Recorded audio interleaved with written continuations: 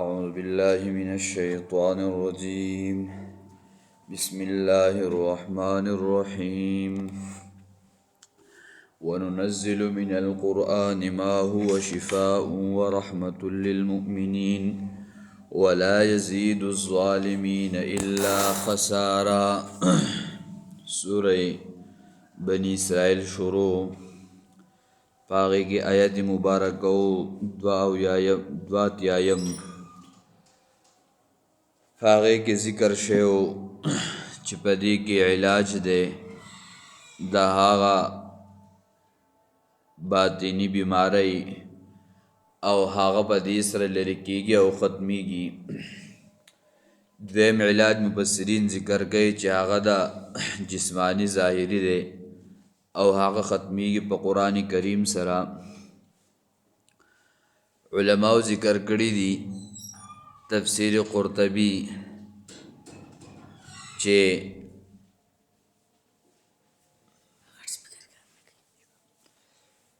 سلور شپگ آیاتون پا قرآن کریم کی امام علوسی رحمہ اللہ ہم ذکر کری دی چی شپگ آیاتون پا قرآن کریم کی باغی کی شفا دا چی کم سڑے پا دغا آیاتون مبارکہ راغن کی او پا حاغی باندے او بدم کی یا پا انسان باندے او یا شب کی پی یا والا پا کاغذ ولی کی یا والا پا پرج یا پا ساخ جوڑ کے اور کے والا اللہ جل شانہو دی انسان تا دین شفا ورکی. زایاتونیم نمبریویم بیازان سرولی کئی سوک ویل غاڑی. سورہ توبہ لسم سپارہ سوار لسم نمبر آیت تے. سورہ یونس یو لسم سپارہ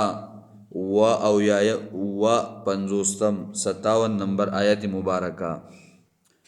سورہ نحل سوار لسم سپارہ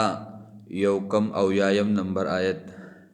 سورہ بنی اسرائیل بن لسم سپارہ 2 نمبر آیت 82. سورہ شعراء نلسم سپارہ آیت نمبر 80. حامیم سجدہ سلیرشتم سپارہ سلور سلویختم نمبر آیت. چکل داوئی خسری پدی کے حاغ الفاظ ویل لی و شفاء لما چی دا شفا نروست کم ٹکی دی بس دقا نور مخ کی آیت بوسرن الولی او چی دایوی او دمی کرل اللہ جل شانہو بدی انسان دا شفا ورکی. دغا شانتی علماء ذکر کری امام قشیری رحمہ اللہ اغوی زمازوی دیر زیاد بیمارو تفسیر روح المانی والا ذکر کری دی ویزا دیر زیاد نا امید شما بس نا امید شما وی اللہ می پا خوب کی ولید وی اللہ جل شانہو ما تاوی چی دغا دا شفا آیاتون اول والا او حغل دم کے اوری کے اللہ صحت پورتا ملاوشی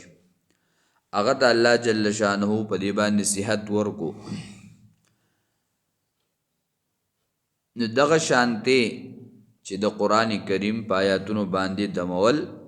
پا دی کی شفا دا اللہ جل شانو دا انسان روحانی و باطنی دوانا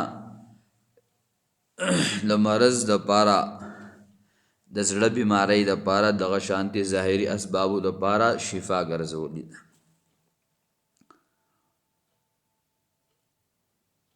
دانس رضی اللہ تعالیٰ عنہ روایت تے چی نبی علیہ السلام ترمیزی کی روایت ذکر شعر دا چی رخصت ورکڑے نبی علیہ السلام دا جائز دی. حدیث کے رازی بخاری مسلم گن مفسرین دا ذکر کری دی او زمان استازانو بلا سور فاتحی پا فضائلو کی ہم دال وست خبر ذکر کولا. ابو سعید خضری رضی اللہ تعالیٰ عنہ او دلسر نور صحابو دوی پیو کلی باندی راتی دل دیر زیاد لوگا ورطا لگی دلی وا نو چی کل لوگا وا نو دوی دا کلی والنا سوغ اختلاقوی ورطا سور نکرل وی دوی دا کلی نا بہار شول او راوتل نو چی کل بہار شول او راوتل یوی چینی خواتا گیناستل نو دا دی قبیلین پسی سکسان راغلل وی راش زمان مشر لڑم موچی چو واقع دم کا تاسو منگ تا خلق کاری اغور دویزت دا مول کوم خو یو شرط ابو سعید خضری رضی اللہ تعالیٰ عنہ ورطوی چی مالا بسراکوی چی کلا لار نوی علتا دا بیزو کندک ولارو او دیرش بیزی بگیوی وی هغه ورته چې ماله به دا راکوی هغې صحیح ده بس هغه یې وله ورکو په سورې فاتحه یې په ولوسته او هغه یې دم کو هغه ته ښه شو بس هغه بیزي وله ورکړې هغو را روان شو په لاره مشوره وشوه یو کسان وي چې ډېر وږي یو هغه بیزه ته هلاله کو ورته کو خو یې نه زو د نبي علیه السلام نه تپوس کو داسې واقعه مخکې نه راغلی نبي علیه صلات وسلام لاړل نبي علیه صلات وسلام وي په څه باندې دم کو هغه ورته وي سورې فاتحه باندې نبي علیه السلام وفرمیل پنځمه حصه به کې ماله راکړئ نو زمونږ بعضې علما خو د دې نه دا دلیل نسي چې آیا په دم باندې پیسې دا غستل ځکه دا روایت پیش کوي خو زموږ استادانو به وي چې کله یې د سورې فاتحې په تفسیر کې دا خبره پیش کوله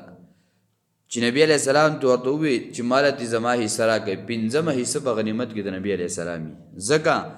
چې د غیرو نه په هره طریقه باندې مال اخیستل دا روا دي او که د دې په دغه طریقه باندې مال حاصل کو نو داسې خبره خو نه وه نو بعضې د دې نه دا دلیل نسي چې آیا په دم پیسې اخیستل نو دا خبره بیا وروسته ذکر کوو نو سورې فاتحې باندې هغه دم کو هغه ته شفا میلاو شو او بخاري کې هم روایت دی چې دا دم سره دا حق دی الله خدا خو نه دی پکار چې بس تل الله پاک په یو څیزونو باندې علم درکو او د دغه علم په وجه باندې ته خلکه هغوی ته دم کې یا د هغوی ښه کېدل ستا په وجه باندې کېږي بس تا دکان کلاو کړلی دکانداري دې شروع کړې ده هلکه دومره راوړی دومره راوړی و هلکه صحیح حدیث دی د ابو امامه رضی الله تعالی عنه نبي علیه صلات وسلام وایي چې تاسو له الله پاک نفع درکوي چې تاسو یو سړی دم کوي په هغه باندې برګی یا هغه لیونی یا هغه پالج والی یا یې په خېټه باندې دردي نو دا انسان ښه کېږي خو دله تاسو په دا تعویض ولیکئ په زعفرانو یا په مشکو باندې نو نن زموږ صاحبان بیا راپاسي وایي 50,000 روپۍ ستا به دې لیکلو لازي النګې موږ به خپله لیدلي دا لوښي کې دا څیز چې کله پروت وي که نه دا زعفران نو په دې کې چې دا قلم دي چې ښکته کې بیا راچوت کې په دې باندې یو 50 تعویضونه لیکلی کېږي په دومره معمولي ځکه چې هغه لږ کېره به او بو ورته لږ واچوه نو بیا به د قلم د اثر ښکته کوي بیا بیا لیکل کوي نو په دغه یو قلم باندې زیم چې 50,000 روپو ته راوړي کېدای شي چې هغه قرآن پې ولیکلی شي ځکه موږ نه به خپله لیدلي نو دغه هم درې په کار چې بس د خلکو نه بیا سرمن وباسي یو غریب سړی به ستا په خوله باندې به ښه کېږي ستا په دم تعویض باندې به صحیح کېږي نو تا هغه بیا د ګوټه پورې مزغلو او نه به دکانداري شروع کړو بس جایز څیز هلکه صدقه وکړه الله ته ښه کړي یو سړی ته الله خپل طرف نه څه درکوي جو غوره خبره ده که راغې هلکه د چي ست ورته وکړه راځه ډوډۍ ست ورته وکړه دا الله پاک به تال د دې نور سیوا درکړي او که ته وایې چې نه یو سړی راغی ښه شو هلکه دا شیز راوړه که نه ورشه نو بیا د هغه څیزونو سره سره هغه څیز څه کېږي ښه خرابېږي نو الله پاک به ستا داسې ضرورت راولي چې بیا هغه به نه پوره کېږي ستا سره پیسې مال به دولت به هر څه به خو بیا به ستا کار نه کېږي زموږ یو ملګری دی دا د خپلو غوږونو خبره ده موږ لیدلي هم دي هغه هم دغه طریقې مریقې کوي یو بچی دی په 100,000 روپۍ ته ولګېدې خو هغه د هغه ماشوم نه ښه کېږي کله یو ځای ته کله بل ځای ته کله بل ځای ته کله یو ډاکټر کله بل ډاکټر دا ولې چې په حرامه طریقه راځي بیا په حرامه ځي که نه نو بس کله په ډاکټرانو لګي کله او دا به زموږ استادانو وي چې کوم سړی دغه کاروبار شروع کړي بس الله پاک به د ده بچو لکي چېرته به خیر نه وي کله یا به پې کینسر یا به داسې لاعلاج بیماري لګېدلي چې دا غریب به هر ټایم پریشان وي او په زرګاو په لکاو روپۍ به ورته راځي خو څه خیر برکت به پکې نه وي د دې وجې نه علماو ذکر کړي دي یو سړی د هغه ماشوم جاړي یا مار او لړم وچیچو د 11 پیري بسم الله ووایي او په اوبو کې دې ګوته ښکته کړي او بس هغه باندې دا دغه کې الله پاک به دغې سره دا ښه کوي یا دغه شانتې نورې کلمات هغه مفسرین ذکر کړي دي وبالحق انزلناه وبالحق نزل دا وکرت یو سړی ووایي یا دغه شانتې یا جبارو یو ماشوم جاړي نه غلی کېږي په یو غوږ کې وله 15 په بل غوږ کې وله 15 پیرې یا 3 پیرې لا حول ولا قوة الا بالله دا ویل د هغه په غوږونو کې دمول دا مولانا او دا خلک نور څه وایي نه خو دقه خبرې کوي خو موږ زده کوو نه او موږ ته په بل پسې هر ټایم ګرځو چې هلکه بس دی به کم ځای نو چې کله دا څیزونه سړی په خپله زده کړي بس د ته هم پیدا ده بل ملګري د هم پیدا ده کیدای شي یو انسان د ډېر تکلیف او درد وجې نه الله پاک ښه کړي نو هر ټایم به لاس نه چوتی چې هغه څه ټایم دعا غواړي چېرته موږ خو په ظاهره کې داسې خو چېرته خلک به داسې د شپې به د الله سره تعلق وي د الله نه به غواړي او د شپې پاڅېدلی او الله ته یې لاس چوت کړي او ستا په یو دم باندې ستا په یو لیکل باندې ښه شی نو ته به یې مخې ته نه نو ستا لپاره به دعا نه کوي او حدیث کې راځي چې غایب دپاره دعا غواړي یو سړی دعا غواړي او سړی نشته الله پاک د دې انسان دا دعا د هغه لپاره څه کوي قبلوي او د ده لپاره هم دا قبلیږي نو د دې وجې نه چې موږ دا خدمت او دغه شانتې نبي علیه السلام هم دا تعویض چې کله به یو سړی لوی و هغه ته به الفاظ ښودل وي تاسو الفاظ یادوئ چې کله ماشوم و هغه له به یې ولیکل وي یا دا غاړې ته واچوه یا مټ ته واچوه نو دا هم جایز دي خو دا بعضې اکثر وایي چې تاسو وتړئ نو په سرمن کې بند کړئ دا په وجه د دې وایي که ته باتروم ته ځې دغه ته ځې که ستا په مټ باندې تاویز یا غاړې ته تاویز نو دا جایز دي خو د دې قرآني آیاتونه به وي په دې کې به د احادیثو الفاظ نو د هغې دا بېادبي به نه کېږي د دې وجې نه ورته دا کپړه چول او پته سرمن کې بندول دا دغې نه علما ذکر کوي دغه شانتې څوک یو سړی نظره شو د سورې قلم اخري دوه آیاتونه دغه لوستل او اخري دوه سورتونه په نظر دپاره دا ذکر کړلي علماو اوس عجیبه طریقه دا ده چې کله د ماشوم خپې ته اچولی نو ماشوم میچازي کوي په دې باندې دا بهیږي نو ماشوم خپې ته څه ضرورت دی